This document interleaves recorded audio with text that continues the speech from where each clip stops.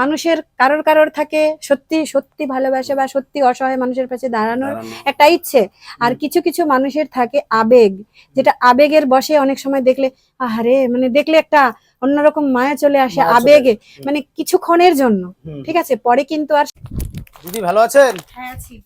আচ্ছা, ভালো আছো তো? এই তো চলছে, আমাদের আপনাদের আশীর্বাদ ভালোবাসা থাকলে আমরা এগিয়ে যেতে পারবো। আর 15 আগস্ট উপলক্ষে আপনারা তো শিলিগুড়ি গিয়েছিলেন। হ্যাঁ। আচ্ছা, তো কবে আসা হলো ওখান থেকে? আসলাম এই যে পরশুদিন। এই 2 দিন তো বের হওয়া হয়নি বাড়ি থেকে? না, শুধু পরশুদিন আসলাম, আজকে বেরোবো। মানে কালকে এই জিনিসপত্র ধোয়াধুয়ি করলাম, যেহেতু কলকাতায় ট্রেনে রাত জেগে থাকতে হয়েছে, ট্রেনে ঘুমাতে হয়েছে না, জিনিসপত্রগুলো একটু ধোয়াধুয়ি করলাম, তাই কালকে বেরোতে পারিনি, আজকে বেরোবো। আচ্ছা আচ্ছা, ওই জন্য বেরোননি। তো আজকে বেরিয়ে কোথায় যেতেন? বেরিয়ে আমি আগে আলিপুর যেতাম, আলিপুর থেকে মাল, যে ধূপকাঠি দোকান থেকে মাল নেই ওই দোকানে যেতাম মাল নেওয়ার জন্য। আচ্ছা, আর আমি যে আপনাদের যে পুঁজিটা দিয়ে গেছিলাম, যে টাকা পয়সা যেটুকু দিয়ে গেছিলাম, সেই পুঁজিটা আছে তো? ওই পুঁজিটা থেকেই তো এখনো চলছি। আচ্ছা, ওই পুঁজি দিয়ে চলছে, যাক খুব ভালো লাগলো যে আপনারা সেইভাবে চলছেন। আমি চাই যে আপনারা এভাবে আর একটু ব্যবসাটাকে একটু বড় করেন, তাহলে হয়তো কারো উপরে নির্ভরশীল থাকতে হবে না। ঠিক আছে, তো দাদা কেমন আছেন? এই তো খুব ভালো আছি। খুব ভালো আছেন না? আচ্ছা, যাই হোক, আমি এই যে আপনাদের জন্য 4 বান্ডিল ধূপকাঠি এনেছি, ঠিক আছে? তো এবার এই হচ্ছে আপনার ওই আপনি যে বলেছিলেন যে আবেদা বেচেন, বিক্রি করেন শালিমার কোম্পানির, তো আমি সেটাই এনেছি যাতে আপনার বিক্রি করতে সুবিধা হয়। হ্যাঁ, এই যে আপনার হাতে দিলাম।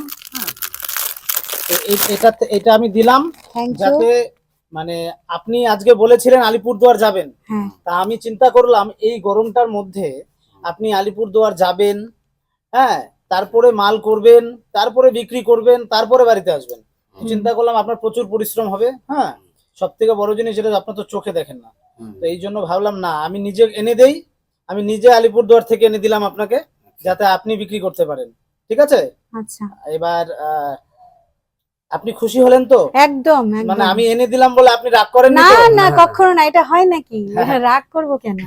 আমার যেতে হলো না, বিশেষ মানে কি ভাড়া দিয়ে যেতে হতো তো আমাদেরকে গেলে, এখান থেকে আমাদের দুজনের ভাড়াই হলো তোমার 100 টাকা, আসা যাওয়া 200 টাকা, তা আমাদের পুঁজি এই কারণেই কমে যাচ্ছে, লাভ পয়সা আমাদের ভাড়া দিতেই যায়। হ্যাঁ, মানে আমাদের মোটামুটি আসা যাওয়া 200 টাকা, এবং যদি না খাই বাড়ি থেকে খেয়ে যাই কোনো ব্যাপার না, একটু চা বিস্কুট খেয়ে নিলাম, ব্যাস হয়ে গেল। কিন্তু এই ভাড়াটার জন্য আমরা একটু পিছিয়ে পড়ে যাই। লাভ কিন্তু আমাদের হয় না বলবো না, আমাদের যা লাভ হয় মোটামুটি ধরো 300-400 যদি ঘরে আসে, আমরা নয় ধরুন 200 টাকা 150 টাকা খেলাম, আর 150 টাকা কি রাখতে পারতাম না? অবশ্যই পারতাম, কষ্ট করে, কিন্তু এই যে ভাড়াটা লেগে যাচ্ছে অনেকটা, মানে যা বিক্রি হচ্ছে হোটেলে খেয়ে ভাড়া দিয়ে সম্পূর্ণ শেষ, এর জন্য আমরা এগোতে পারছি না।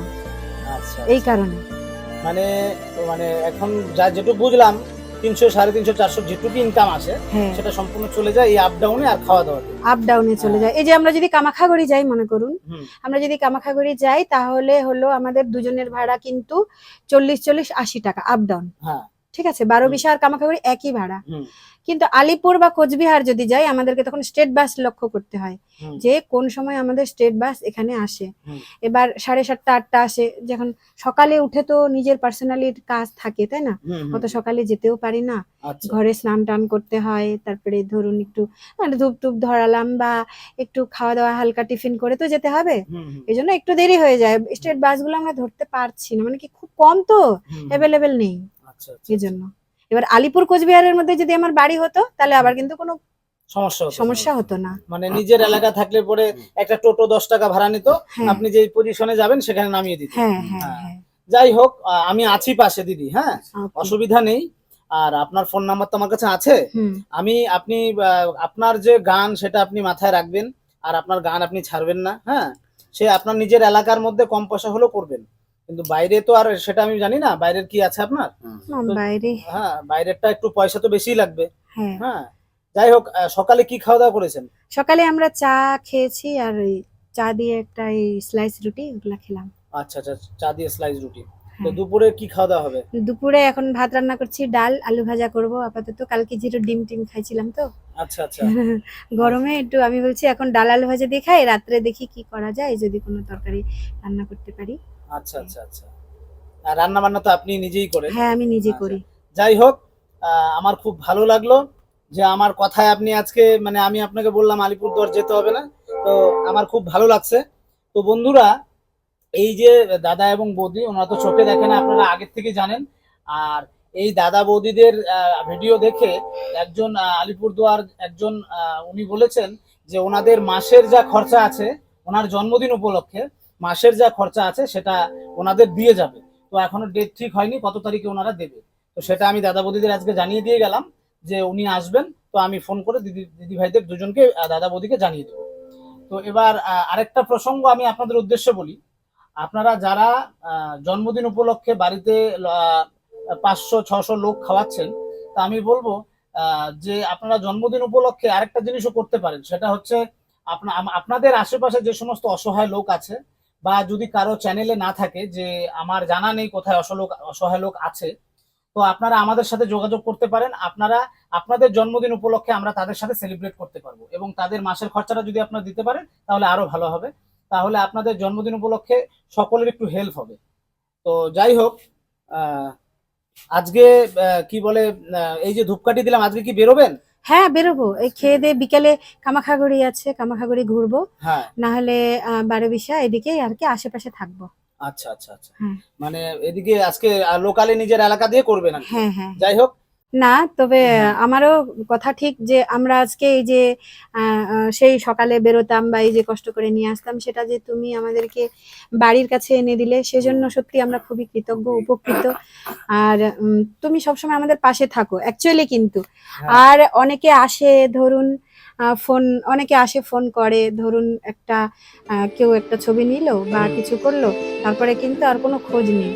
ব্যাপারটা হচ্ছে যে আমি প্রথম কথা বলতে চাচ্ছি যে এরকম আবেগপূর্ণ আবেগ মানে ইয়েটা আর কি তোমার মধ্যে বা তোমাদের মধ্যে নেই। তোমরা সত্যি আমাদের মতন লোকদেরকে যে দেখভাল করছো, সেটা সত্যি আমরা খুবই কৃতজ্ঞ। আমি আপনার কাছে অনেক অনেক ধন্যবাদ যে মানে আপনি আমাকে এত বড় কথাটা বললেন। যাই হোক, আমি এভাবে যাতে কাজ করে যেতে পারি, একদম একদম, আমাকে আশীর্বাদ করবেন। অবশ্যই আপনারা যদি আমাকে আশীর্বাদ না করেন তাহলে হয়তো আমি এগোতে পারবো না। আপনাদের আশীর্বাদ যাতে মাথার উপরে সবসময় থাকে, আপনাদের মতন লোকের পাশে আমি যাতে সারা জীবন থাকতে পারি। আমি মৃত্যু অবধি এই কাজ করব, মৃত্যু অবধি।